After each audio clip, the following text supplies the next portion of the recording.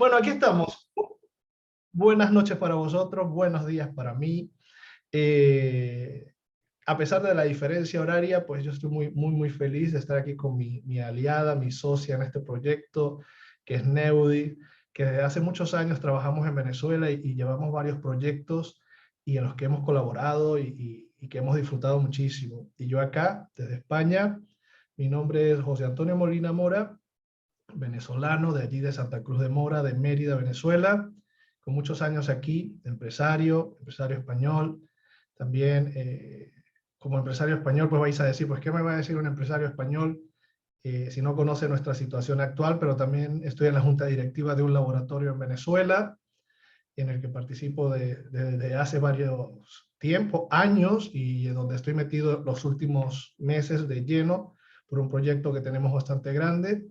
Y entonces sí que conozco la realidad venezolana, estoy allí en el día a día, desde la distancia, pero sí que la conozco, pero más la realidad española como empresario. Y, ¿Y qué me ha llevado a hablar en todo esto? Y también tengo una fundación allí en Venezuela. Entonces, ¿qué me ha llevado a un hombre que vive en el aquí, en el ahora, a preocuparse por el comportamiento humano y a ocuparse por el comportamiento de las organizaciones y a investigar al respecto, ¿no? Ahí le compartí a mi amiga Neudis el artículo que hizo La Voz de Castilla y León. Pues mira, Roxana Vivas, qué lindo, qué bien. Yo soy de Guayabal. Y, y, y es muy bonito pues saber que un medio de comunicación, varios medios de comunicación han reflejado mis ideas, ¿no? Y no es desde hace poco, es desde hace muchos años, y hoy compartía con Neudis ese artículo porque apuesto por la ciencia, apuesto por el conocimiento y apuesto por la transversatilidad, ¿no? La versatilidad de las opciones que tiene el ser humano para ser felices, aunque como científico me dicen que el científico no se puede permitir ser ecléptico.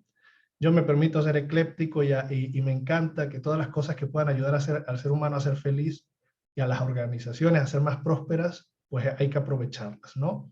Y eso era el artículo que le enviaba a mi amiga Neudis de La Voz de Galicia, pues refiriéndose un poco eso a la felicidad, a la esclavitud y a la dictadura que últimamente representa la felicidad, tanto para nosotros, los seres de a pie, tanto para las empresas que son esclavas de querer que sus colaboradores sean y estén continuamente satisfechos, felices, que no falten, que no hayan bajas psicológicas, que todo el mundo esté contento, pero es muy difícil llover al gusto de todo el mundo, ¿no? Pero si somos eh, estratégicos, si utilizamos algunas de las estrategias que yo voy a mostrar hoy en esta conferencia, os aseguro que yo no tengo la verdad, yo tengo mi verdad, ¿no? Yo pienso desde mi verdad. Algunas cosas han funcionado muy bien en muchísimas empresas, tanto aquí en España como en otros países donde he participado, en Israel, Jordania y en innumerables países que colaboramos. Por cierto, ahora el sábado me voy a Marruecos a un proyecto hermoso allá en una fundación con mi empresa y, y esto es pura pasión. Yo creo que cuando ya te dedicas a esto y con tantos años, ya no te mueve solamente el querer quedar bien o el querer dar una buena conferencia o el querer hablar desde la perfección, ¿no? Eso ya está superado desde hace muchos años, cuando empezaba, ¿no? Hace 20 años a dar clase. Ahora es pasión, compromiso y compromiso, por supuesto, con las organizaciones y con el ser humano que está allí dentro de las organizaciones, y es donde no podemos perder el foco. Hoy no os voy a introducir directamente todo lo que es una estructura organizacional, porque muchos de vosotros ya las conocéis. En el área que desempeñéis, marketing, recursos humanos o finanzas o la propia estructura estratégica, ni tampoco les voy a enseñar un balance scorecard de recursos humanos de la felicidad o del bienestar, porque eso va a ser ya para enero, cuando nos montemos en el evento más grande de Caracas. Pero sí vamos a hablar sobre lo que está sucediendo hoy en día en las empresas españolas, y vosotros buscar el paralelismo a la empresa venezolana, que estáis allí a pie todos los días y sois más conscientes de lo que sucede y a lo que nos enfrentamos como empresarios, como directores de equipos, como jefes de equipos, como emprendedores, como personas que gestionan otras personas o que tienen a su lado a otras personas, que podemos decir a cargo, bajo nuestra responsabilidad, que son nuestro compromiso, pero no, en sí es que estamos conectados con otras personas dentro de las organizaciones y que debemos un gran sentido del deber, el deber del cuidado de nuestra salud, de la salud de otros, de la salud mental, y también que nuestras organizaciones sean prósperas para que puedan generar más trabajo. Y fijaos que más trabajo, más riqueza, y que todos, tanto los dueños de las organizaciones como las personas que están dentro, se vean beneficiadas. Les voy a mostrar varias cosas, pero fijaos que hoy en día el panorama mundial es bastante complicado. ¿Sí o sí? ¿Qué pensáis vosotros? Bastante, ¿no? Complejo. Si pensáis por un momento en Europa, nomás en Europa, estamos ante una guerra, que todos los días hay que si va a haber algo nuclear, que si no va a haber algo nuclear, los medios de comunicación también juegan con esa información, una subida de los tipos de interés, que ahora se han disparado, ¿no? Que una persona estaba pagando 300 euros por una hipoteca y ahora tiene que pagar 450 con un sueldo de 1.200, entonces euros, entonces pues el panorama es bastante desalentador, pero a eso también se suma la misma situación país, política, económica, la inflación, y un panorama donde la gente, pues, claro, cuando ve las noticias, lee la noticia, pues cómo sale a la calle. Claro, hay un grupo de la población muy, muy pequeño, muy reducido, que decide no ver noticias, no salir a la calle pendiente de lo que pasa, pero todo eso nos alcanza. Nos alcanza en el presupuesto, nos alcanza cuando vamos al supermercado, nos alcanza cuando llega el recibo de la luz, nos alcanza cuando hay una enfermedad. Entonces las situaciones económicas, aunque estamos en escenarios diferentes, en países diferentes, nos afectan a todos por igual.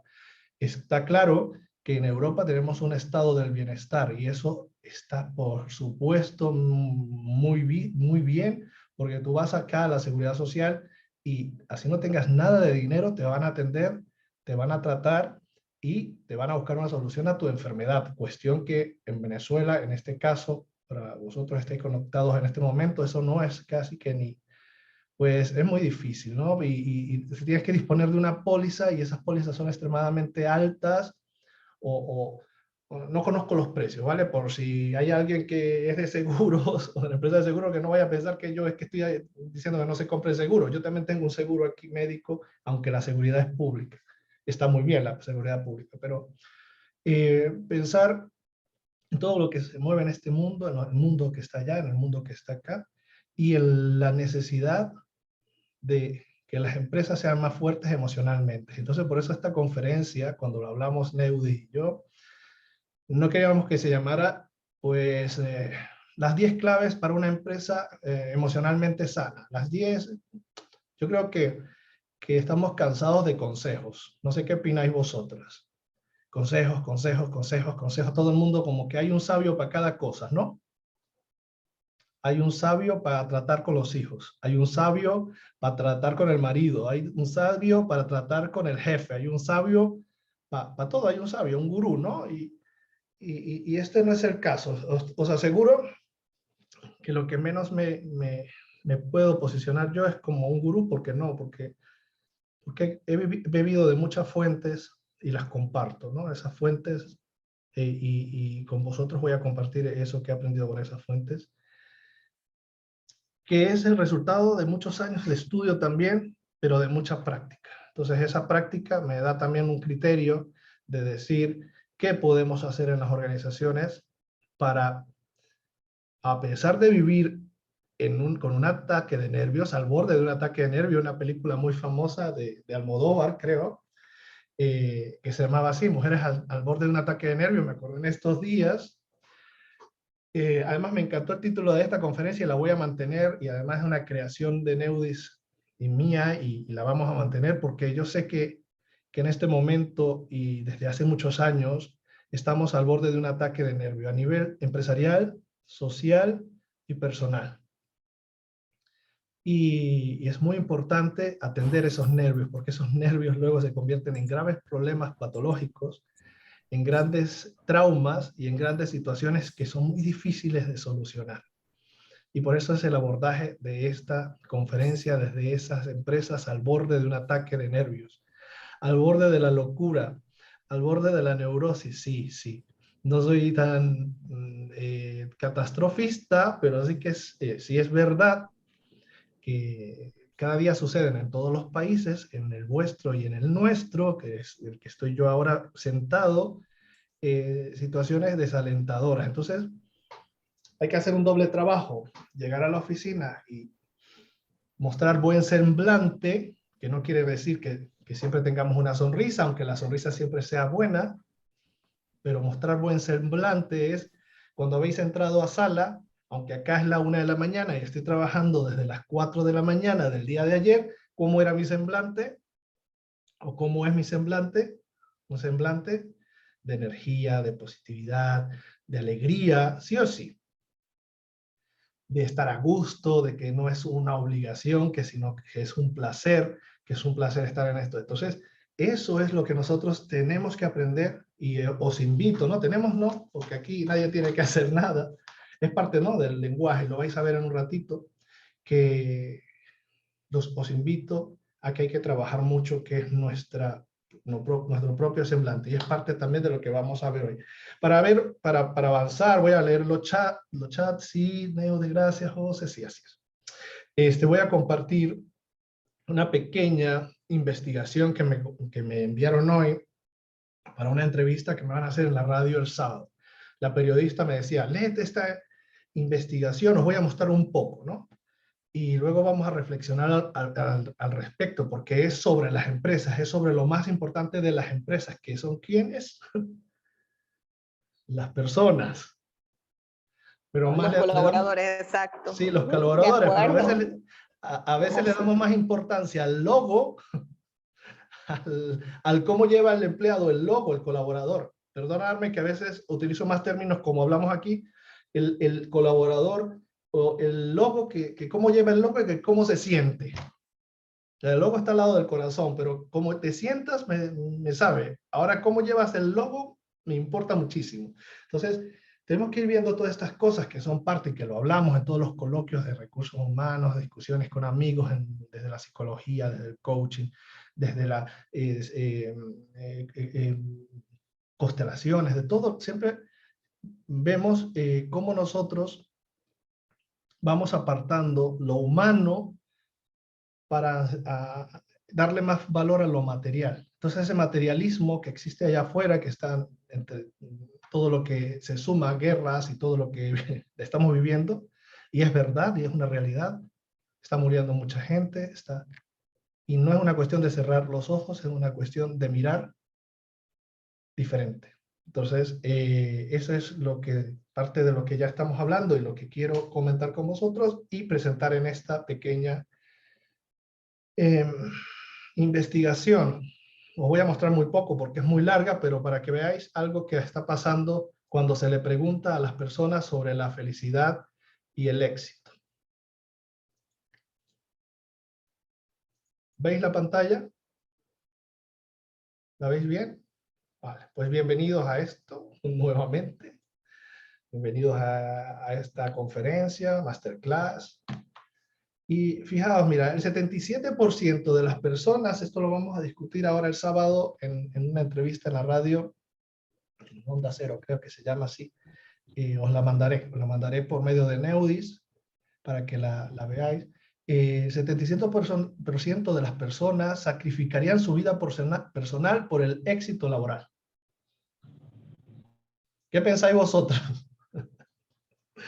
Porque lo de las entrevistas y todo esto, encuestas, investigaciones, estudios, siempre hay que ponerlo entre comillas. Por eso no les voy a decir la fuente del estudio, porque todavía estoy trabajando en él y porque quiero llegar a algunas conclusiones yo primero. si no os lo diría, pero es lo que se está trabajando en este estudio. Yo lo pongo siempre los estudios entre comillas, porque cada quien investiga lo que quiere desde su mirada, ¿no?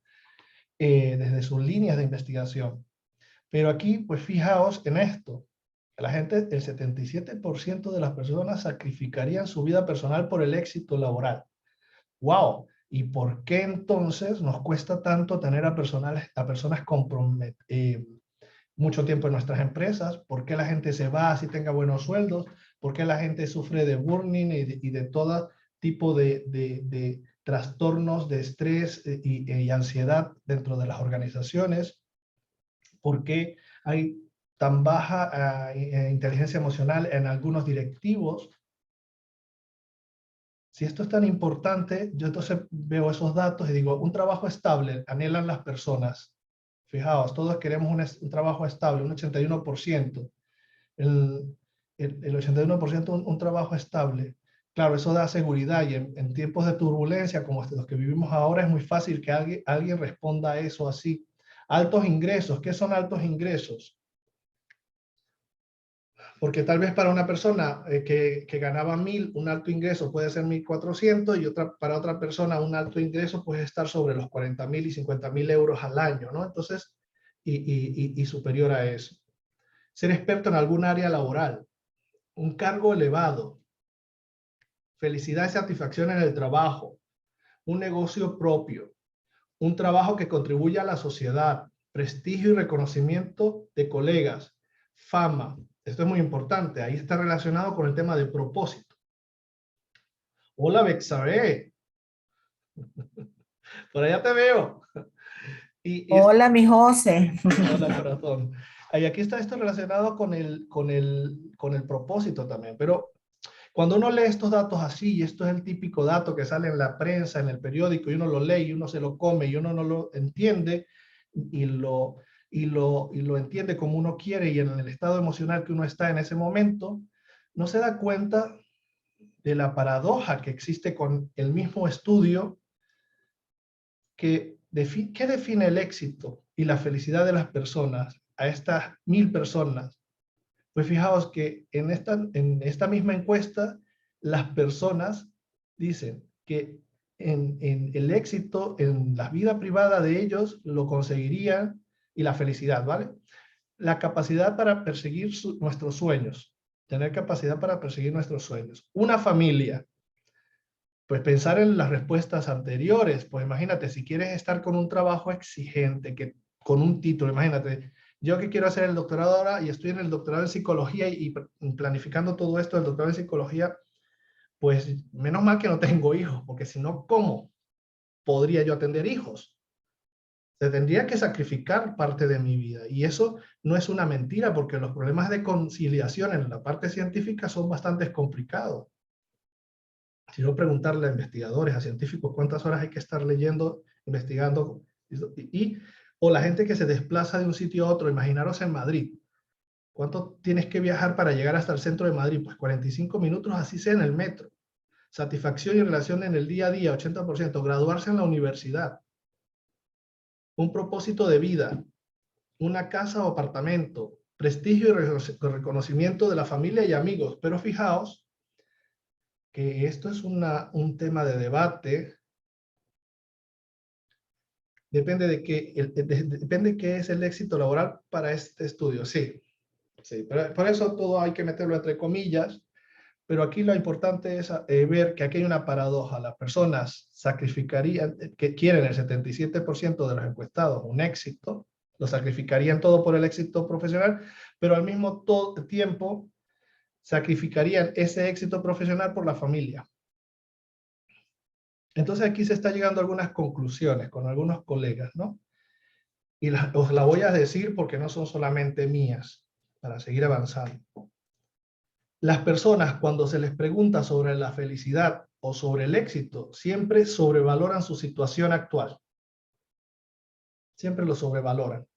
Y expresan más el anhelo que lo que viven en realidad. Yo quiero sentirme feliz. Wow, yo quiero sentirme feliz. Yo, pues, si me preguntan sobre la felicidad, sí, bien, bien, bien, bien. Y luego, pues, lo mismo con el éxito. pues me va bien, no, sí, me va muy bien, me va muy bien. Pues claro, decir que a uno le va mal, eso no es muy fashion, ¿no? Eso no es muy elegante, eso no es muy bonito. Además, cuando una persona le dice que a uno que va mal, dice, esta persona siempre está quejándose. ¿No habéis escuchado eso? Porque está hasta mal visto que las personas se quejen o que digan que sus vidas no van, wow, como están en las redes sociales, o como se exige que debería ser una persona feliz. Por eso estas encuestas son tan contradictorias y si no, evaluar a profundidad el estudio mundial sobre la felicidad. ¿Qué se mide allí? ¿Qué realmente estamos midiendo cuando hablamos sobre la felicidad? Cuando hablamos sobre el éxito, ahí está muy bien el cuestionamiento que hace arriba. Depende qué es el éxito para ese estudio. Depende de qué teoría lo aborda. Y así sucesivamente nos encontramos con otro ejemplo, ¿no? De esto, el ejemplo de Dinamarca. ¿Cuántos de vosotros habéis escuchado que Dinamarca es el país más feliz del mundo? ¿Lo habéis escuchado, no? Sí, porque hasta en Venezuela decimos que somos muy felices. ¿Y quién dice que no? Claro. Pero claro, cuando nosotros hablamos de esta percepción de la felicidad cosmética, a veces frivolizada, es fácil pasar por alto detalles como estos. En Dinamarca se pagan muchos más impuestos que en España. En Dinamarca actualmente se suicidan 20 veces más que en España. Y en España se suicidan alrededor de 3.700, 4.000 personas al año. 10 personas diarias, entre ellas adolescentes y niños. Esos son los estudios psicológicos actualmente y de salud mental que se hacen y en los que participamos tanto la Universidad de la Felicidad como el Instituto Español de la Felicidad que yo dirijo. Hay altas tasas de feminicidio. En España la felicidad también es un orgullo nacional. Aquí también se dice que la felicidad es lo más, que somos un país muy feliz, pero consumimos ansiolíticos, las colas para ir a la seguridad social para recibir asistencia psicológica están en lista de esperas tremendas porque no hay asistencia psicológica. Y fijaos que en los rankings estamos en el número 29 de países más felices del mundo. Entonces, claro, cuando llevas una empresa, ¿cómo no estar al borde de los nervios si la gente debería estar feliz, debería estar satisfecha en medio de todo esto? Y los estudios me dicen una cosa y la sociedad me dice otra. Pues yo les voy a contar una experiencia con respecto a esto cuando uno lee las cosas y no las lee entre líneas, ¿no? Hace muchos años me compré este libro, ¿no? Un libro muy chulo. Es precioso el libro, ¿no? Y claro, aquí dice la felicidad en las pequeñas cosas. Descubre por qué los daneses son los más felices del mundo y cómo tú también puedes serlo. Esto es comprar la fórmula de la felicidad. Ya como los daneses son felices, pues yo también quiero serlo. Entonces yo como estudio la felicidad, yo dije, yo quiero hacer todo lo que ellos dicen que hay que hacer.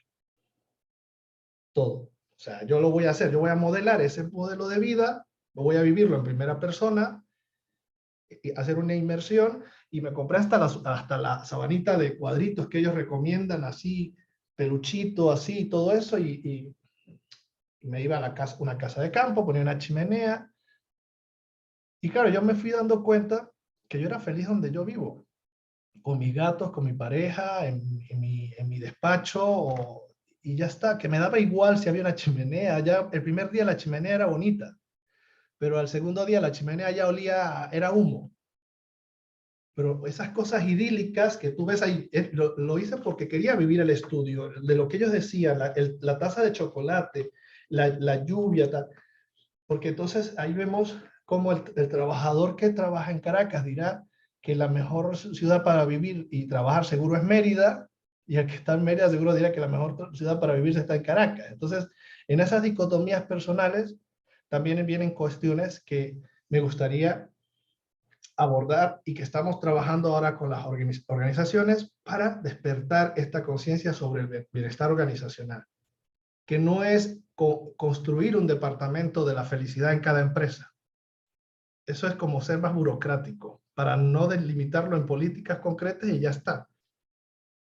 O sea, dicen, se puso de moda, porque las cosas se van poniendo de moda, vamos a crear departamentos de la felicidad, un jefe de la felicidad, un chef no sé qué, que yo no me he aprendido ni el nombre de cómo se debería llamar el jefe de la felicidad. ¿Es necesario? ¿Qué creéis vosotros? ¿O será necesario más personas más conscientes de la necesidad de estar bien dentro de las organizaciones? Líderes, lideresas, personas que están a cargo de equipos que se sientan bien con ellos mismos, que entiendan algunos de estos aspectos que quiero compartir con vosotros. Y que quiero que, si queréis, ¿no? Nosotros estamos trabajando sobre seis aspectos claves. Bueno, antes de avanzar y entrar con las 6 claves de las empresas para vivir y poder transitar la crisis. ¿Tenéis alguna duda, alguna pregunta? ¿Alguna reflexión de lo que hemos hablado hasta aquí? ¿Podéis abrir los micrófonos? Vale, creo que lo más significativo que existan personas conscientes de las organizaciones. Efectivamente, de hecho, nuestro viaje a Marruecos con 24 empresarias es viajes de conciencia y son 24 mujeres empresarias que se van a Marruecos a trabajar con mujeres en Milde, en extrema pobreza, a vivir con ellas sus procesos de desarrollo empresarial y emprendimiento. ¿Más dudas? ¿Podéis? Ajá, Bexabe tiene la palabra. Ajá. ¿Qué definirías tú como una persona consciente dentro de la organización? Porque, por ejemplo, Hoffman habla de empresas conscientes, ¿no? Y establece que las empresas conscientes son aquellas empresas que están conformadas por personas que tienen claridad entre lo que pasa dentro de la organización y el mundo externo. O sea, él trabaja mucho con lo que es la coherencia. Es decir, que si yo estoy aplicando unos valores dentro de mi organización, yo vivo esos valores. No es que yo entro a la organización, ¿sí? Y entonces me visto de esos valores, sino que exista como una congruencia y sobre todo en los directivos, ¿no? Que existe esa congruencia entre lo que se plantea dentro de la organización y lo que hacen, porque muchas veces los directivos, entonces hay una visión, misión, toda una filosofía, pero ellos son los que menos la cumplen. Así es. Y habla bastante también de ser consciente, es trabajar con lo que es valores. Hay un libro que se llama Empresas Conscientes, que sí, a mí me ha parecido que ese libro es bellísimo porque sí, pues habla de lo que son los valores dentro de la organización, sí, cómo podemos casar esos valores con nuestros valores personales, habla de la congruencia, habla del alma de la organización, ¿sí? Vale, pero no no sé conozco el cómo tú libro. lo tienes No conozco el libro, planteado, pero pues.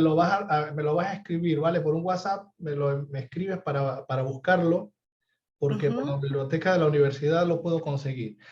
Y para mí una persona consciente es una persona despierta. Despierta. Para mí, despierta a las señales que le da todo lo que está alrededor. Y no es solamente de su mundo, ¿no? De sus objetivos, de su estatus, de su cargo. No es solamente esa conciencia desde allí. Es desde todos los niveles, ¿no? Desde esa empatía, desde esa coherencia de lo que digo y hago, porque muchos directivos también están asignados a esos departamentos, asignados a esas funciones, siguen unos lineamientos, unos valores que están escritos, pero no están contagiados, ¿no? No se han metido en el ADN organizacional. Y dicen que las personas se unen a sus parejas por los valores y se terminan separando por los valores. Pues lo mismo sucede con las organizaciones. Nos enamoramos de las organizaciones por sus valores, la creatividad, la innovación, el trabajo en equipo. Cuando llegamos a ellas y estamos allí, vemos que esos valores chocan frontalmente con los nuestros, empezamos, uy, ¿dónde estoy? Yo creo que estoy en un sitio equivocado. Creo que por eso nosotros ahora estamos haciendo, y me salgo un poquito del tema, un estudio de la emigración y el estado de bienestar, porque las personas emigran, salen de sus países, consiguen un poco de estado de bienestar, mejor calidad de vida, pero sus valores se rompen en el proceso de migración. Entonces es un proceso, un estudio cualitativo que estoy haciendo y donde están participando diferentes personas de diferentes partes del mundo, de nacionalidades. Y veo y se ve esto, que una de las cuestiones que se rompen son sus valores, porque sus valores tampoco pasan, los que eran ya no tienen que transformarse. En sí deben sufrir una transformación, y esa transformación tiene que irse casi a nivel celular, porque está todo su cuerpo determinado por esos valores, su mente, su estructura. Y sí, efectivamente esas personas que son capaces de ver más allá de la evidencia, como decía la caricatura esta del ojo de Fondera, de lo que se ve a simple vista. Por eso yo los estudios sobre la felicidad y lo que os mostraba hace rato, digo que somos conscientes cuando no nos arrastramos a las conclusiones de todos estos estudios que nos dicen qué es lo que es. No, no. Es cuestionarnos, y es una de las claves que voy a dar ahora cuando terminemos de escuchar. Gracias, Bexabé. Creo que por ahí quedó resuelto eso, ¿no, profe? Sí. Bexabé fue mi profesora de posgrado en Venezuela hace muchos años. Así, bueno, no tanto, hace muchos poquito. años. No diga cuánto, no diga cuánto. Roxana, micrófono tuyo. ¿Cómo estás, José Antonio? Muy bien, Roxana. Buenas noches para todos. Igual por aquí. Bueno, a mí, yo te escucho y yo me imagino que vas a comenzar a hablar de eso, ¿no? Pero yo estoy de acuerdo contigo que todos los integrantes de la organización deberían ser seres conscientes, ¿no? Pero, ¿qué hacemos con la organización, no? Porque la organización tiene vida propia, es decir, como decía Bexabé, tiene alma, tiene cultura, tiene valores. Y a veces estamos un grupo de personas conscientes, ¿no? Y yo creo que cada vez vamos a hacer más en ese camino de lograr estar un poco más despiertos. Pero bueno, las organizaciones están dormidas. Entonces, yo soy desde la mirada, y yo sé que tú nos vas a dar luces sobre eso, que desde la visión estratégica, desde la cultura, desde los valores, tenemos que hacer conscientes, ayudar a ser conscientes a la organización, ¿no? Entonces, a ver, convencer a la organización desde ámbitos como estos que tú estás planteando, y donde yo sé que, bueno, Neudis y Joaquín también lo están haciendo desde hace mucho tiempo, y por supuesto estuvo a través de la Universidad de la Felicidad, hacerle entender a las organizaciones que desde una visión estratégica podemos establecerlo, que esto no es un juego, ni es solamente que vamos porque a mí me encanta cuando las organizaciones hacen yoga y hacen actividades, de hecho me parecía que eso debe ser instalado, ¿no? Pero eso es una consecuencia de lo que deberíamos estratégicamente hacer en las organizaciones. Sí. Y establecerlos como estrategia, como política, ¿ok? ¿Por qué? Porque es necesario. Yo creo que, y tú lo sabes, que después de pandemia hemos vivido todo un tema de depresiones, de estados en la salud mental a nivel mundial que se van a agravar en el año que viene. Eso estadísticamente ya lo estamos visualizando. Y entonces por eso es que oímos salud mental, bienestar, porque es verdad. Entonces las organizaciones van a necesitar, pero debemos ayudarlos a estandarizar ese proceso, ¿no? Sí. Eso es así como un sueño que yo... Sí, pero se puede, fíjate que se puede, Rosana.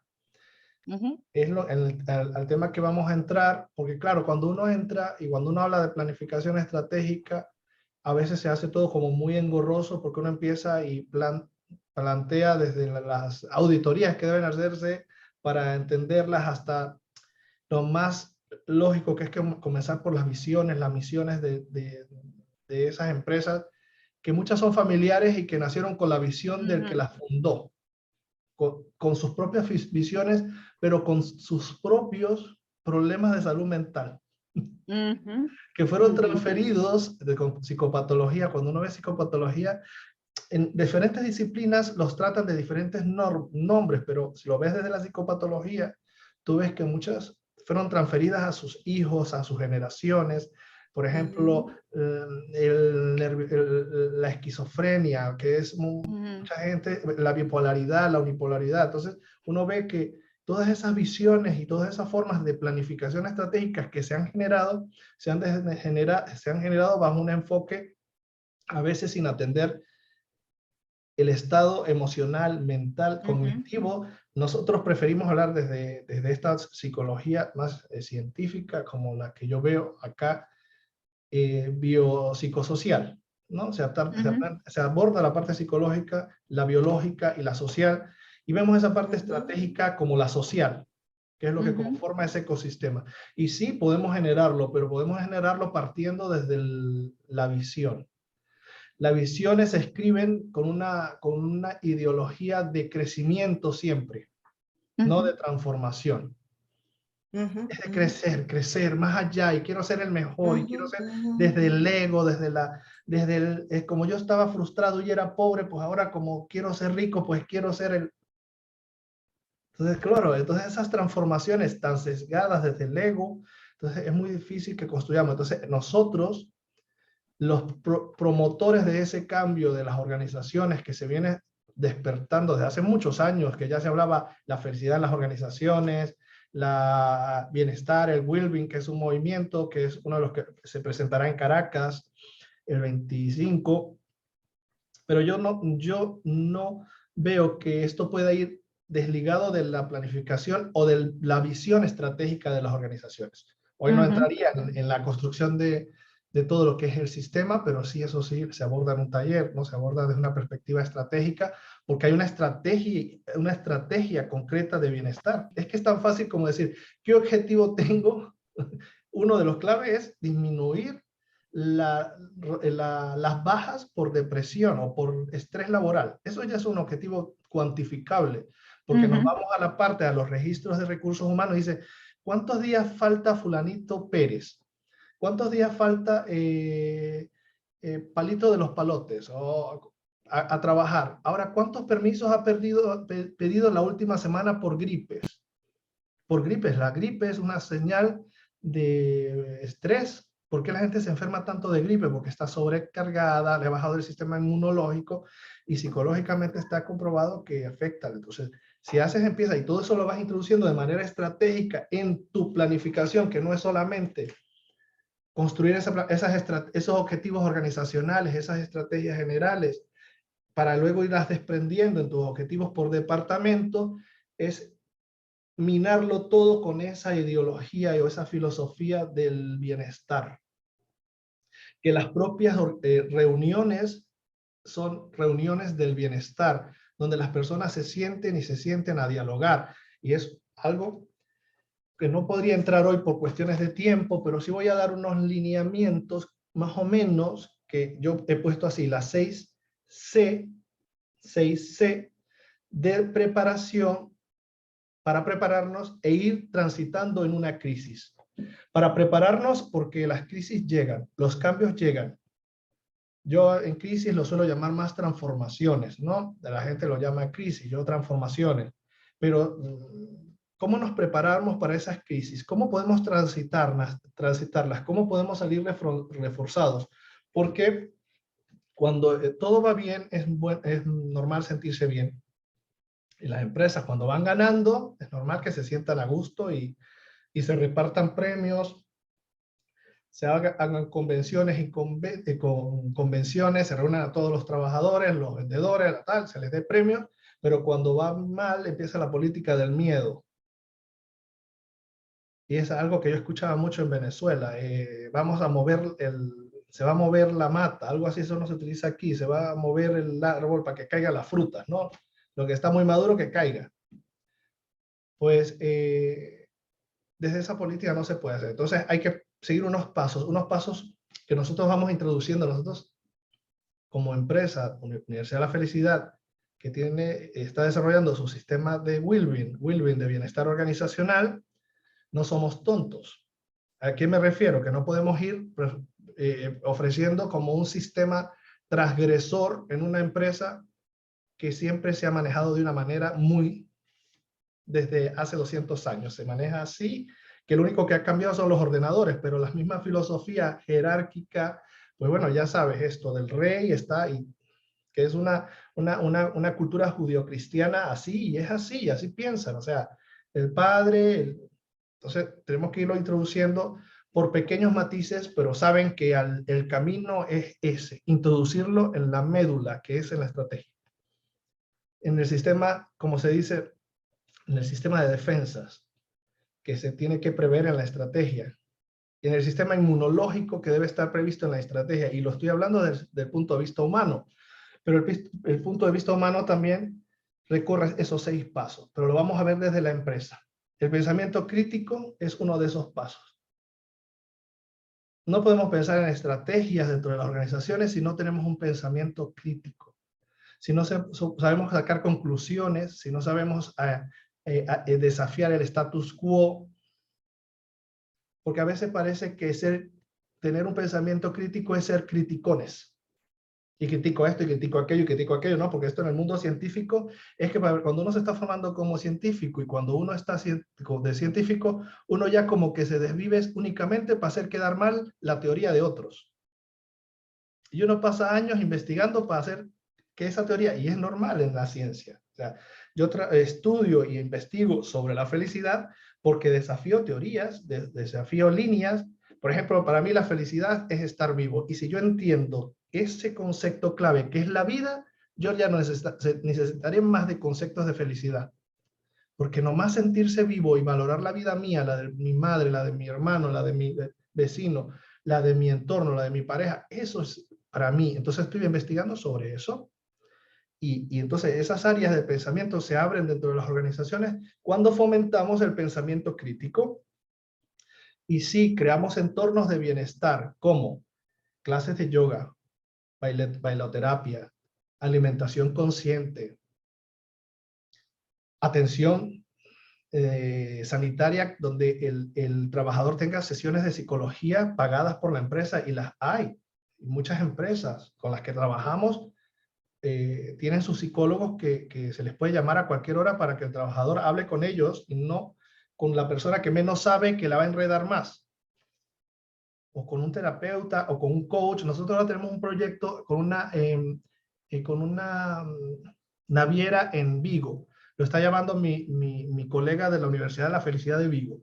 Pues ella está trabajando todo un proceso de coaching organizacional con todos estos aspectos desde el coaching. Y está yendo precioso el proyecto, pero desde la parte estratégica, atendiendo todo el sistema, no el jefe que le dice a alguien, hazle sesiones a estos para que estén más tranquilos, para que no me molesten tanto, porque es que yo quiero sentirme más tranquilo. No, desde esa perspectiva no se puede trabajar, porque no es, yo creo que ya no es ético, y ya las personas se cansaron de ese, darme formaciones para que me divierta un rato, ya la gente no va para eso. Tiene que ser algo como que dice, se está moviendo algo dentro de las organizaciones, y sí que se está moviendo, y eso viene desde la visión estratégica, desde la visión, desde los objetivos que se plantean, desde ese propósito que tiene la organización. Sí, queremos que sí, no solamente queremos decirle a nuestros trabajadores que son de la familia, no, es que se sientan de la familia. Porque yo no puedo vivir en una mansión de 400 metros, de 2.000 metros cuadrados, 3.000 metros cuadrados, y mis trabajadores están viviendo todos en chabolas, porque eso no es sistémico, eso no es, eso cómo se come. Y yo no soy de esto de reivindicadores ni nada, porque yo soy empresario, pero eso sí, si yo sé que uno de mis trabajadores la está pasando mal, ya es que no necesito de instalar un sistema de bienestar en mi empresa. Es que ya eso está metido en el ADN de mi empresa. Hay que atender la necesidad, y eso es parte del pensamiento crítico. ¿Cómo saco aprendizaje de todo? ¿Cómo me cuestiono el mundo como yo lo veo? ¿Cómo cuestiono yo mi propio departamento? Si estoy en el área de marketing, ¿cómo cuestiono yo cómo estamos haciendo el marketing? ¿Cómo estamos consiguiendo información? ¿Cómo estamos haciendo los estudios de mercado? ¿Cómo está cambiando esto? ¿Cómo está evolucionando? ¿Cómo puedo hacerlo diferente? No que me manden de arriba porque tengo que hacer un estudio, porque si no, no hacen nada. El pensamiento crítico, cuando nosotros lo sabemos utilizar, nos da libertad. Y la libertad también es estado de bienestar.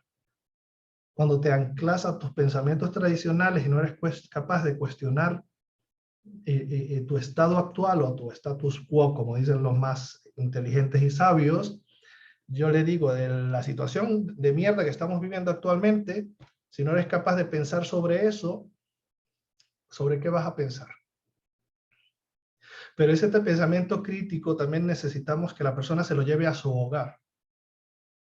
Y necesitamos también saber en qué momento de la vida está esa persona, porque no es lo mismo un chico que está trabajando de 20 años dentro de la empresa que uno de 30, que uno de 50, que uno de 60, porque están en diferentes momentos de sus vidas y hacen interpretaciones diferentes de la vida. Entonces, esa es la primera C que nosotros implementamos, implementar el pensamiento crítico. Y eso se hace a través de diferentes mesas de trabajo. Voy a leer aquí para... Vale.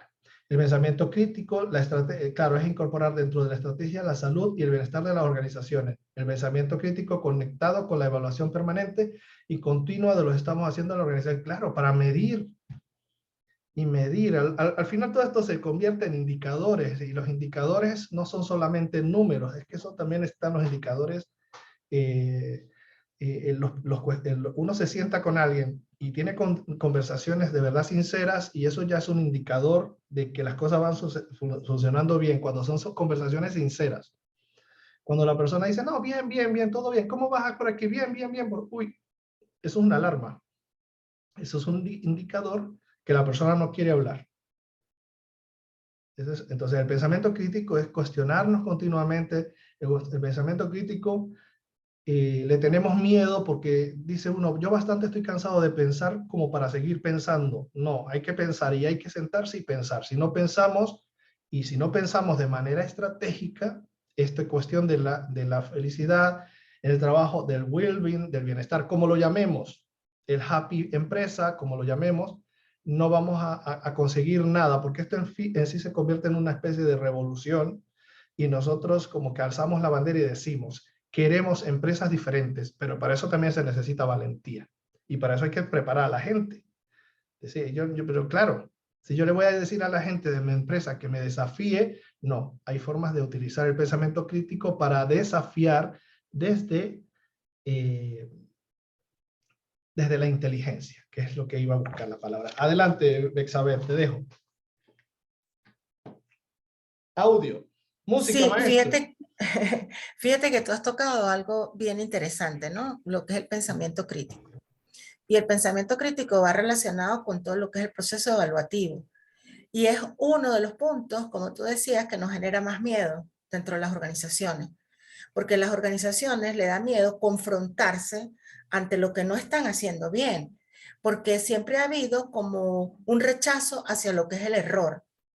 Tanto que nos han hablado del sistema, ¿verdad?, de calidad, que es ir viendo qué es lo que está pasando para que el mejoramiento continuo, o sea, vivir ese error como una experiencia. Y eso es el chip o el cambio que no hemos logrado hacer.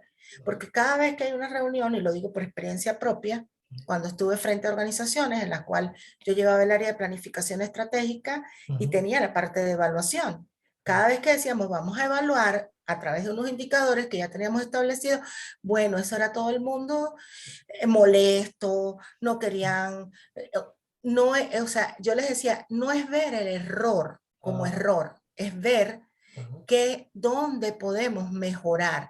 Y yo creo que ahí hay algo bien interesante, José Antonio. Sí. Te estoy escuchando, ¿Sí? te estoy escuchando. Y eso nos cuesta muchísimo. La gran pregunta siempre para mí ha sido, ¿cómo hacemos para que la gente se mueva? ¿Sí? Mira, para que se mueva hacia ese espacio de ver que cuando tú miras un error o cuando un cliente te dice, te observa y te dice, mira, esto que hiciste no me gusta, no lo tomes a manera personal, sino lo tomes a, oye, ¿cómo lo puedo corregir? Más bien hablar con tu cliente, ¿cómo te gustaría a ti que fuera? Así es. O sea, de una manera más natural y más relajada, ¿no? Sí. Cuando se habla del pensamiento crítico y cuando se habla de aprender desde el error, hace unos días pues estuve trabajando con este libro, no sé si en Venezuela se consigue, y habla sobre el condicionamiento clásico, el condicionamiento de Pavlov, y es sobre el aprendizaje humano de James Ellis Ormond. sea, aprendizaje humano, os lo voy a escribir aquí. Por si os gusta el tema del pensamiento y del aprendizaje humano, vea, Jane Ellis Roth. Y ahí habla sobre lo que está comentando Bexabe, sobre el condicionamiento que existe del miedo a la evaluación.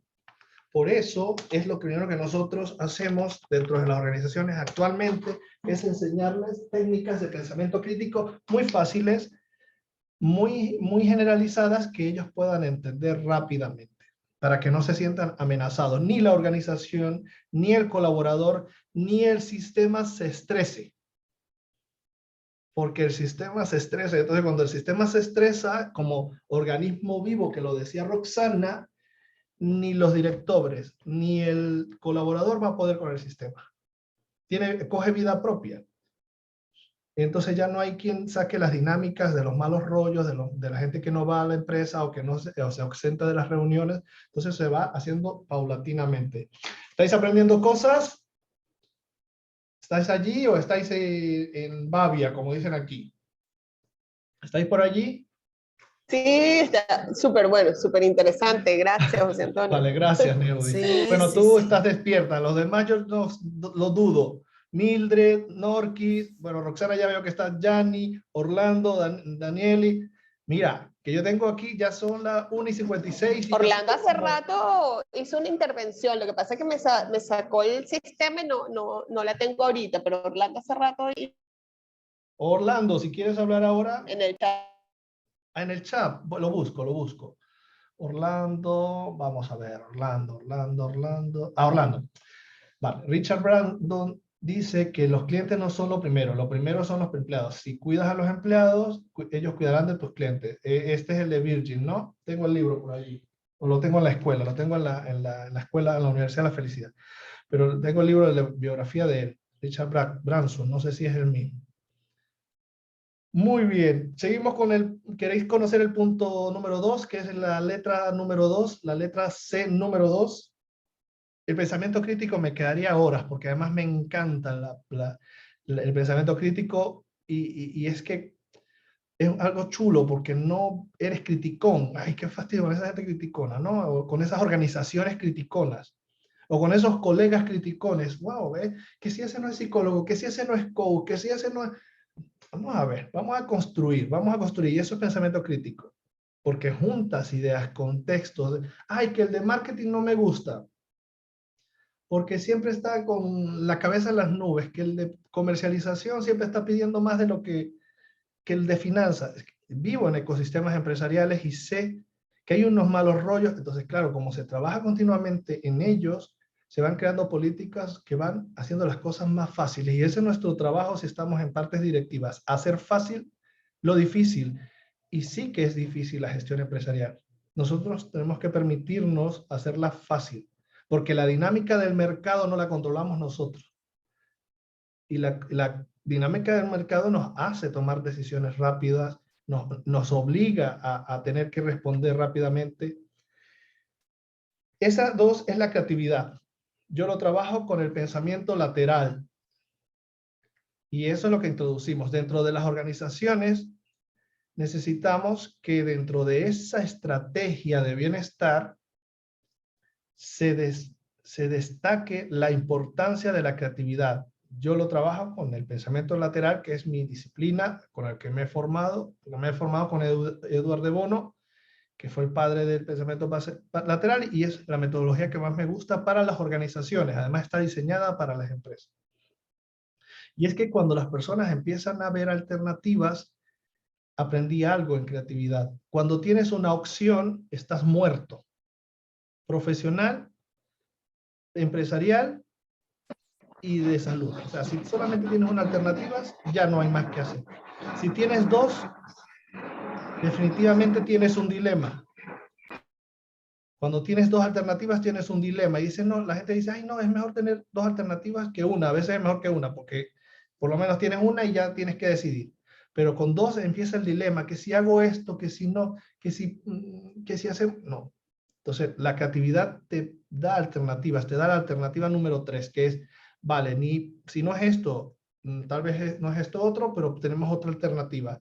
Y te da la posibilidad de seguir retando el status quo de verdad, de apostar por la innovación. Y la innovación no es solamente estar sacando productos novedosos todos los meses. Este proceso de well-being, de bienestar organizacional, es una forma de gestionar los recursos humanos totalmente diferente a lo que veníamos pensando antes que se hacían recursos humanos, que era hacer nóminas y atender quejas. Preparar finiquitos y prepararlos y hacer la entrevista de captación o despido. Y el Departamento de Recursos Humanos ha utilizado teorías muy buenas, teoría XY, YZ, las teorías de clima organizacional, pero claro, no se le daba este enfoque tan humano que ahora se le da, ¿vale? Porque no estamos haciendo nada tampoco tan novedoso que no se hubiese intentado algo, pero no se le estaba dando la importancia que le estamos dando ahora, que es, no, recursos humanos no solamente está para preparar los expedientes de los trabajadores, está para tener una parte de intervención para la calidad de vida de esos trabajadores. Y ahí entraríamos con un tema más profundo, porque son líneas de actuación, lo que os estoy contando. Luego pasaríamos a una de la número 3 de las letras 6 que yo he dicho para caminar, para prepararnos o transitar sobre la crisis. La número 3 es, por supuesto, la colaboración. Aunque existen, por ejemplo, en España los empresarios unipersonales, que son empresas de una sola persona, una empresa de verdad está cuando empiezan a haber más personas participando, colaboradores, aliados. Es que ni siquiera tienen que trabajar con la organización, nomás cuando hacemos fuerzas. Como por ejemplo Neudi y yo que estamos en este proyecto, del proyecto de enero, eso es una empresa, es un proyecto que se está trabajando en 2 personas que están sumando a otros que van a participar.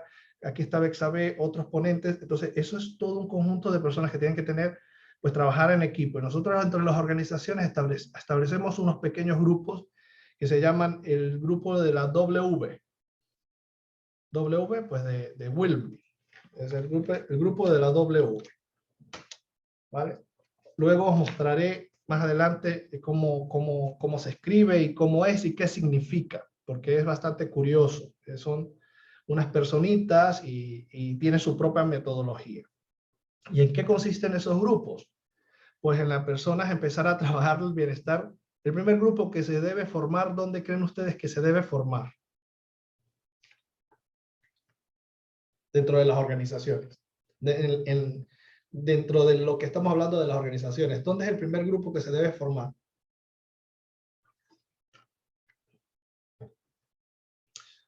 Tal vez la pregunta es un poco complicada. El primer grupo que debemos formar es en la familia. El primer grupo que se recomienda y se invita a los colaboradores es el grupo de bienestar dentro de la propia familia. ¿Cómo comemos? ¿Cómo nos comunicamos? ¿Cómo pensamos? ¿Utilizamos el pensamiento crítico? ¿Nos cuidamos? Y inmediatamente también atendemos a los grupos de W de las organizaciones, porque son, claro, son parte de la dinámica estratégica, pero la persona necesita sus grupos de apoyo, que son la familia, su círculo de familia, y dice, José Antonio, si yo no tengo ni esposa, ni hijo, ni esposo, ni hijo, siempre tenemos gente alrededor. Tenemos que ser como muy desagradables, como para no tener al lado a alguien, como muy ásperos, pero siempre hay alguien allí, hasta la persona del supermercado que uno ve todos los días. Puede ser una persona que pase a ser parte de ese círculo. Entonces se les enseña cómo hacer esos círculos de bienestar. Es algo muy chulo, es algo que yo he ido desarrollando con mi equipo y que cada día nos sorprende más, porque lo primero es fortalecer nuestras fortalezas personales y complementarlas con las de la organización, porque si nuestra organización nos pone un ecosistema perfecto, pero nos salimos a la calle y todo es un caos, y llegamos a nuestro hogar y es un caos, es imposible que eso funcione, porque como yo les decía, nos salpica, nos llega como recibo de luz por la inflación, que uno cree que no le va a afectar nunca, pero llega a fin de mes, pues igual llega con los temas familiares. tenemos esos 3 puntos, esos 3 Cs. ¿Queréis seguir sabiendo, aprendiendo?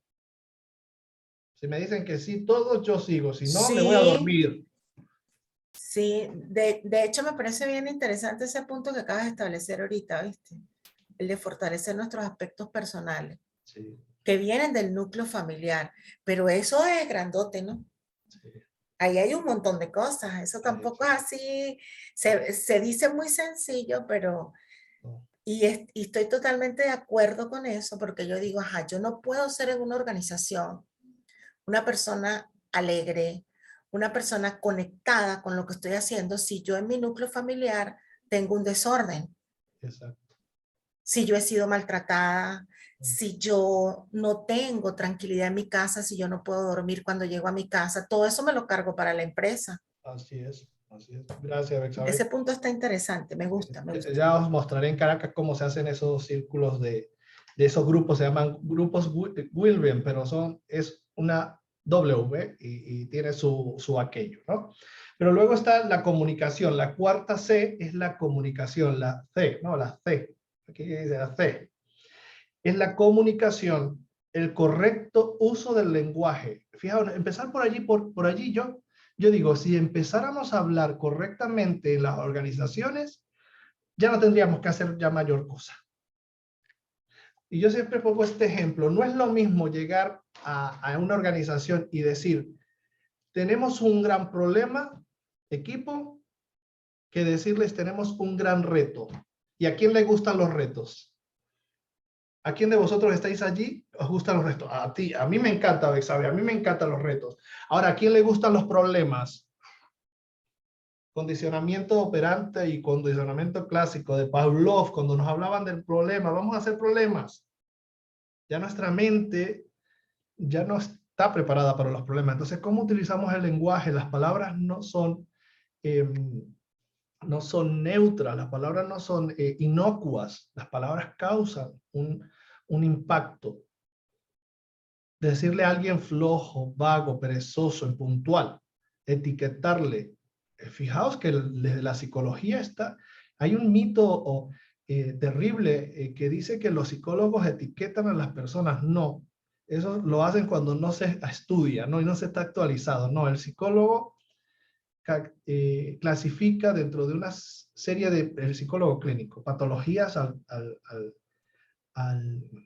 la persona, pero hay diferentes corrientes, la conductista, la conductual, la psicología más sobre el modelo médico etiqueta, porque claro, tiene que diagnosticar, pero se puede desetiquetar, no es necesario. Entonces, porque si a una persona se le dice, este es depresivo bipolar, pues se lo va a creer y va a vivir en su vida como depresiva bipolar, aunque sí tome su tratamiento, su litio, sí lo tiene, pero eso lo veremos en el punto 6, pero para que veáis que el lenguaje crea realidad, y esto es muy de la PNL, lo que dice se hace realidad porque en la mente de la otra persona funciona así. Además solamente sale hacia afuera lo que está dentro, solamente dices eso que estaba rondando en tu cabeza. O sea, si tú le dices a alguien qué desagradable eres, pues ¿desde dónde le miras? Entonces, las palabras, los tipos de conversaciones que se hacen en las reuniones, en las reuniones, cómo abro una reunión, eso es parte del Wilbeing. Y la gente dice, no, Wilbeing es solamente vamos a divertirnos y no, es más allá. Es trabajar de manera integral que todo lo que hacemos y todo lo que decimos, las personas se lo llevan a la casa. ¿Por qué esta persona me diría aquello? Y lo ronroneas en tu cabeza, se llama, le das en bucle hasta que llegues a casa y vuelves otra vez al trabajo y lo descargas en tu casa con tu esposa, con tu esposo, con tus hijos, lo transfieres además. Claro, estás igual que mi jefe que me dice que soy un irresponsable y le dice a la mujer, pero yo no he querido decir eso, porque la persona ya se ha minado con, entonces como nosotros hablamos, lenguaje crea realidad, sí, Rafael Echeverría, lo escuché de él, un libro que leí de él, creo hace muchos años, pero todo lo que decimos tiene un impacto y como nosotros nos comunicamos, no tenemos que hablar bonito, no tenemos que, yo digo para mí, no, yo no, Yo no tengo por qué pronunciar todas las palabras correctamente. Tengo que tener, para mí es importante, para mí, José Antonio, es importante ser consciente de lo que digo y cómo lo digo. Por eso el WhatsApp es tan peligroso. Oh, el WhatsApp, Dios. ¿Cómo va a haber bienestar organizacional si estamos al WhatsApp leyendo que el jefe nos está diciendo algo y lo estamos leyendo con la voz que yo tengo en la mente, con ese estado emocional que yo estoy, porque me han cerrado una puerta en la cara a un cliente y el jefe de venta me está llamando y yo le estoy contestando desde esa energía y wow, se formó el alboroto dentro del WhatsApp. Es chulo todo esto, lo que os digo, no es imposible. Pensar lo que yo os dije hace rato sobre la felicidad, y para mí, ¿qué es la felicidad? Es estar vivo, ¿verdad? Y mientras estemos vivos, suceden todas estas cosas. Ahora bien, ¿cómo nosotros interpretamos eso? ¿Cómo nosotros nos preparamos para eso? Es parte de insertarlo dentro de las organizaciones y hacer que eso se convierta en estrategias, pero también en políticas de actuación. ¿Cómo se bueno, castiga, no diría yo, cómo se crea como política amonestar a las personas, no de manera tradicional, como lo venimos haciendo con memorandos, que en segundo memorando, que si amonestación una que hiciste, ¿cómo no aprender a hacer conversaciones incómodas? Mantenerlas y sacar a flote eso desde una perspectiva de una fuerza emocional más constructiva.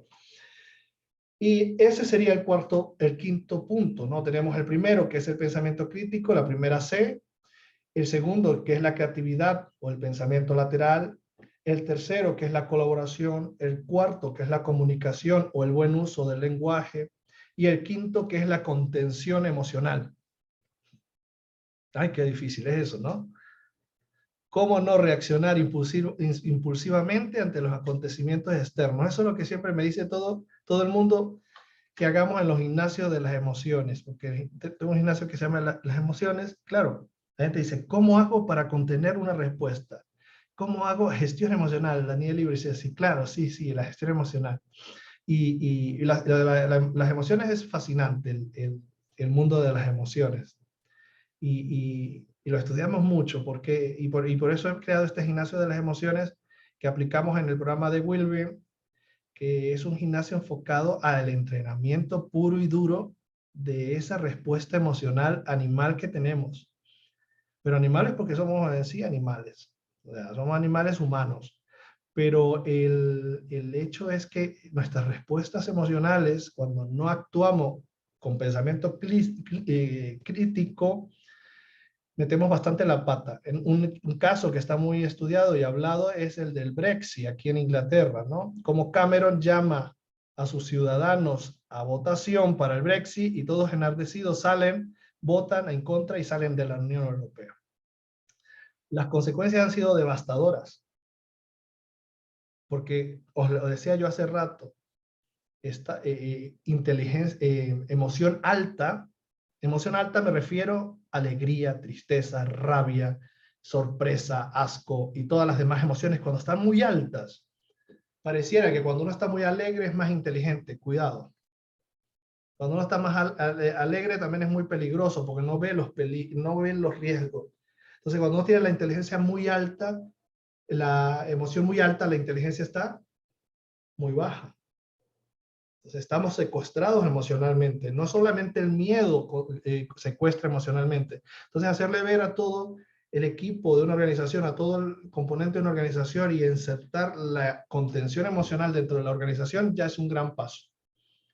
¿Cómo no responder mails en estados emocionales o WhatsApp o Telegram o cualquier comunicación que no se haga en estado o reuniones? Entonces, todos esos pasos pequeñitos van construyendo un ecosistema más armónico. ¿Queréis opinar algo? ¿Estáis bien así? ¿Estáis cómodos? Por aquí,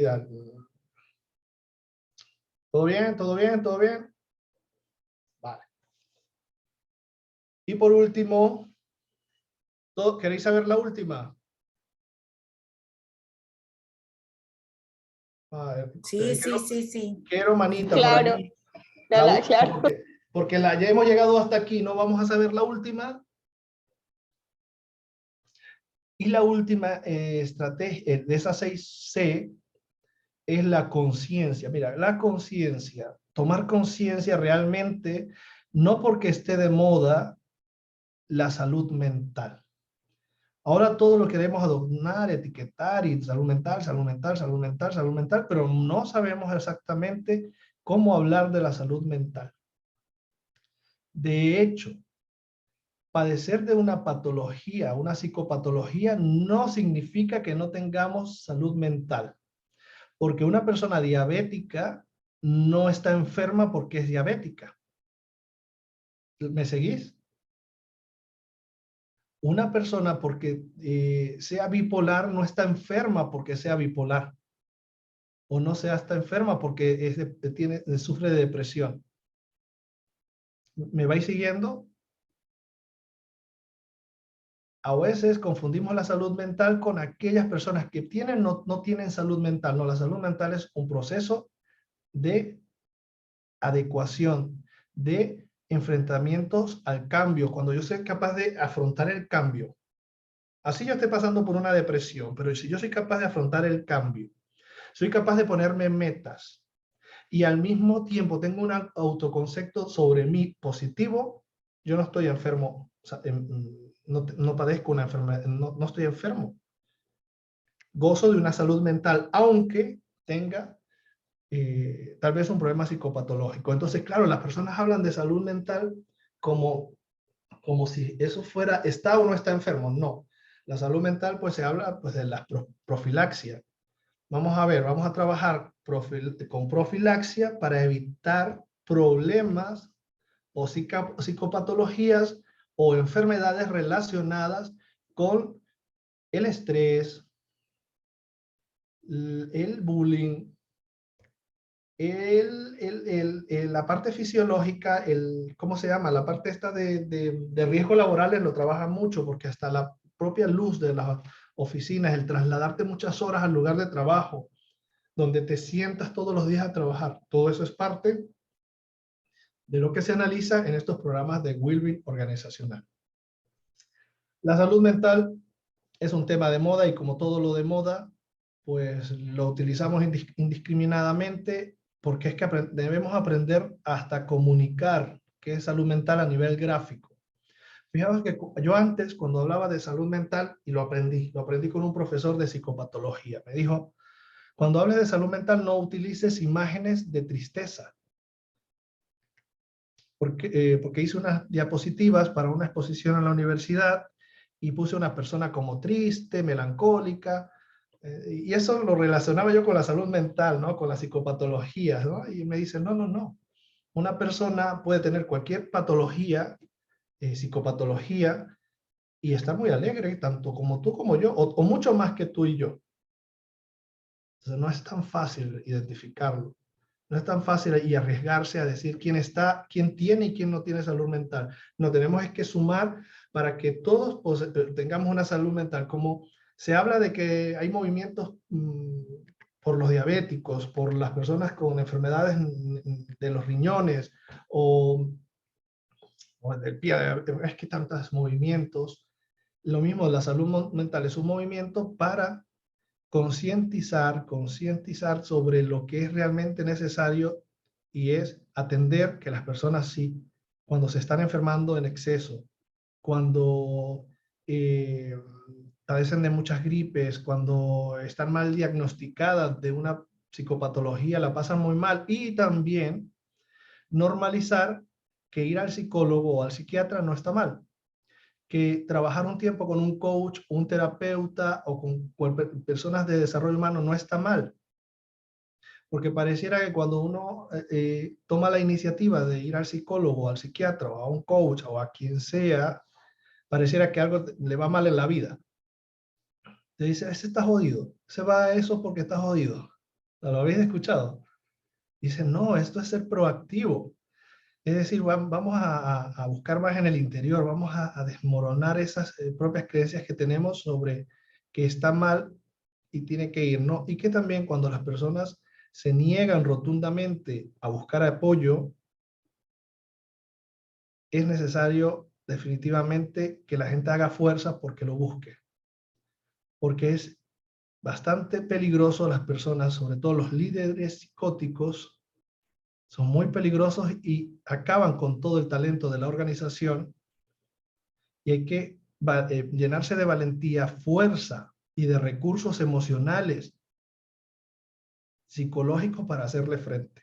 Y no, muchas veces no puede hacerle frente uno mismo.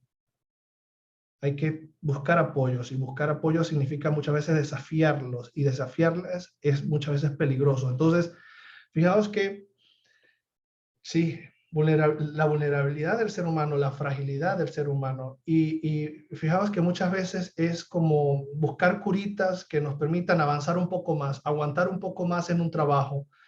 Como dice, pues, un año más y ya lo dejo, un mes más y ya lo dejo. Esto es como con un marido o una mujer que uno ya no aguanta. Eso uno la soporta y uno dice, yo tiro un año más con ella y cuando ya todo esté encajado, yo la dejo o nos dejamos, ¿no? Eso no va a encajar. Eso ya, todos nosotros los que estamos aquí somos adultos y sabemos que las cosas se manejan así, pero luego, al fin y al cabo, nosotros tomamos la iniciativa y decimos, vamos a cambiar la situación. Y dentro de las organizaciones, eso comienza desde el pensamiento de la organización, desde el cerebro de la organización. Y ahora, para terminar, ¿cuál es el cerebro de la organización? ¿Quiénes lo conforman? ¿Quiénes serían todas esas partes del cerebro de la organización? ¿Qué decís?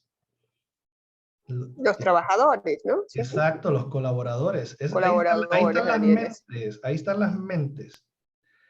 Ahora, ¿dónde está el sistema? ¿Dónde está el neocórtex? ¿Y dónde están las partes del cerebro? Ahí tendríamos que irnos ya por fases y a desmontar el cerebro, pero lo ideal es saber que en la mente de la empresa está en el propio ecosistema. El secretismo dentro de las organizaciones no es bueno, pero tampoco que se sepa todo cuando no es el momento.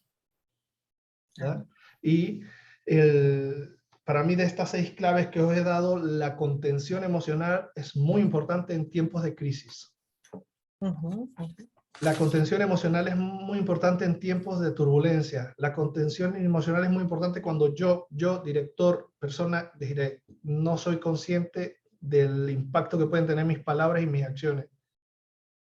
Y eso se puede introducir dentro del sistema de las organizaciones.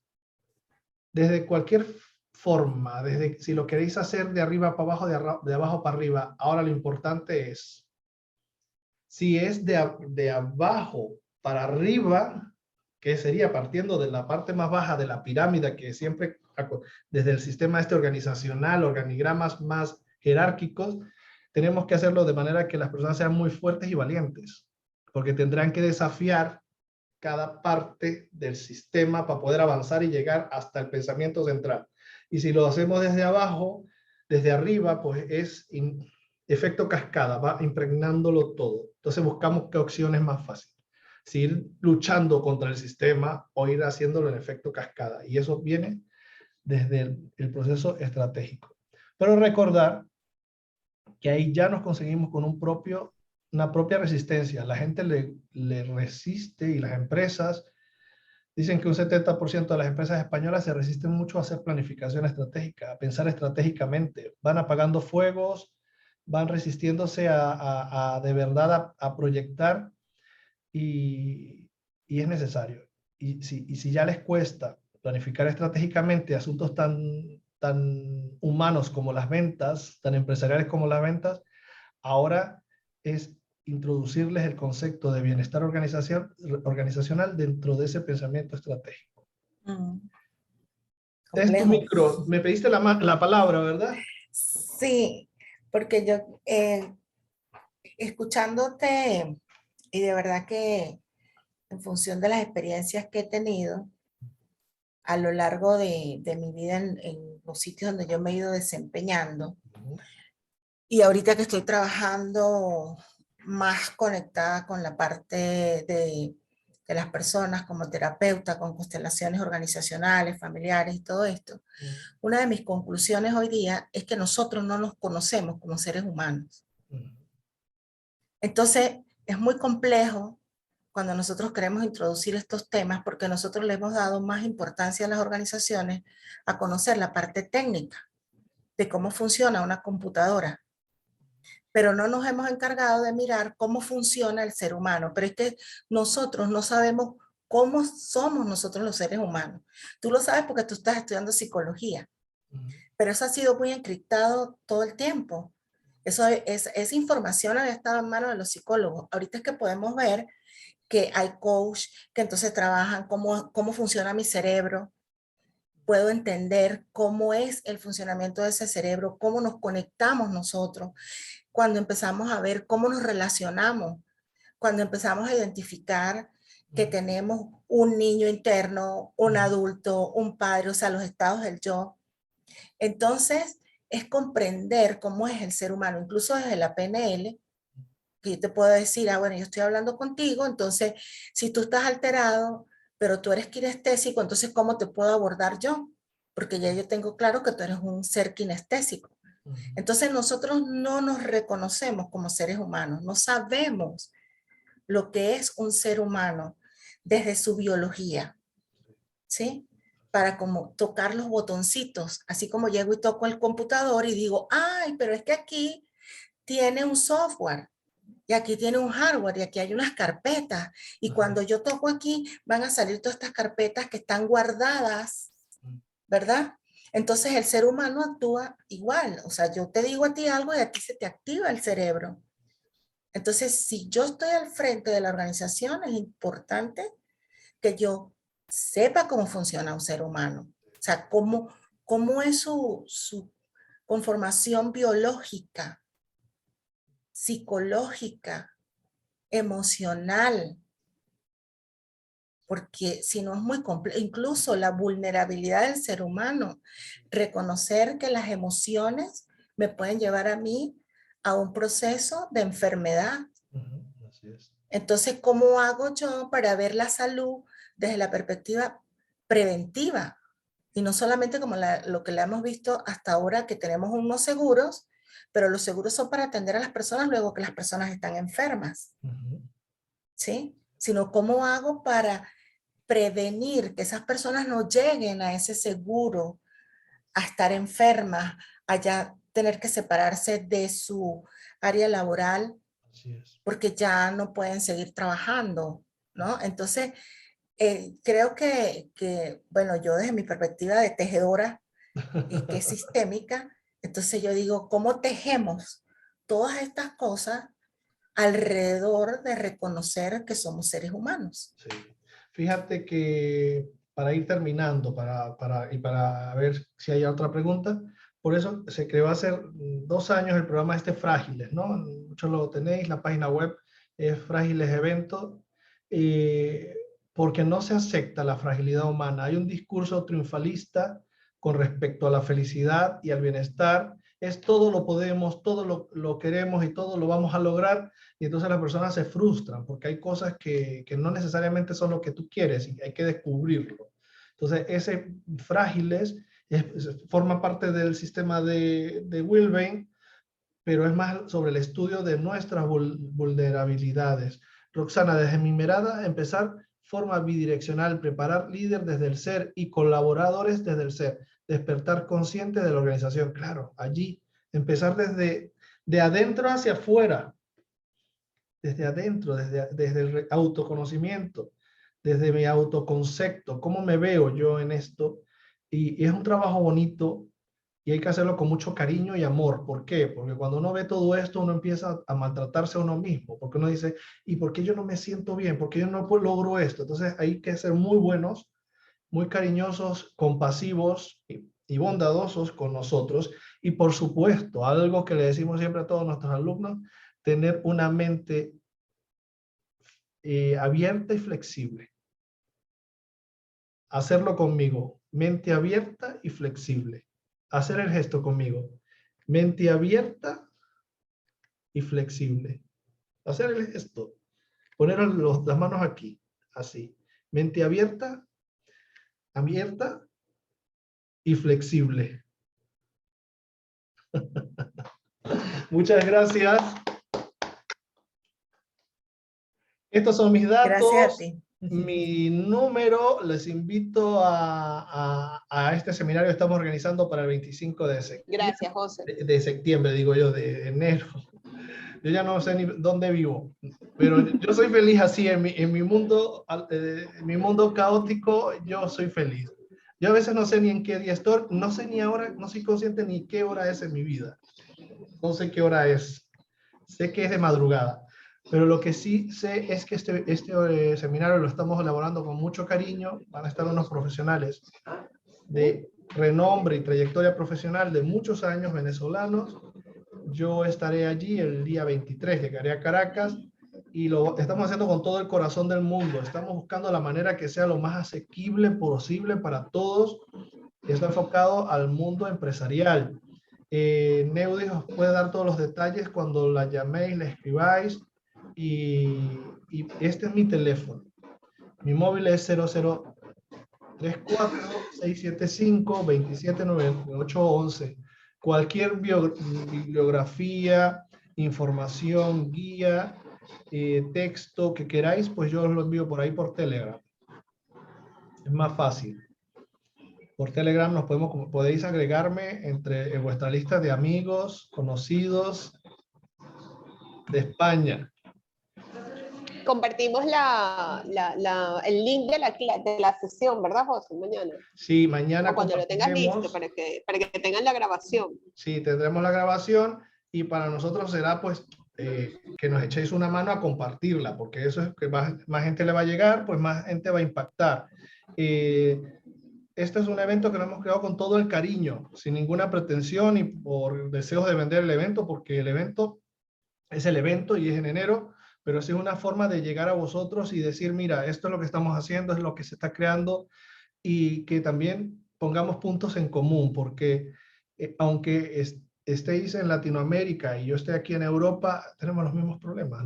Todos tenemos problemas, nos levantamos, nos enfermamos, nos duele la cabeza, nos partimos un pie, somos alegres un día y tristes el otro, todos tenemos eso, y las empresas, fijaos que tienen los mismos retos, en diferentes formas de verse, pero tenemos los mismos retos, y eso es lo que vamos a compartir en Caracas, y por eso a mí me hacía mucha ilusión compartir con vosotros hoy. A Neudi también. Neudi, te dejo la palabra para que te despidas. ¿Ya te peinaste?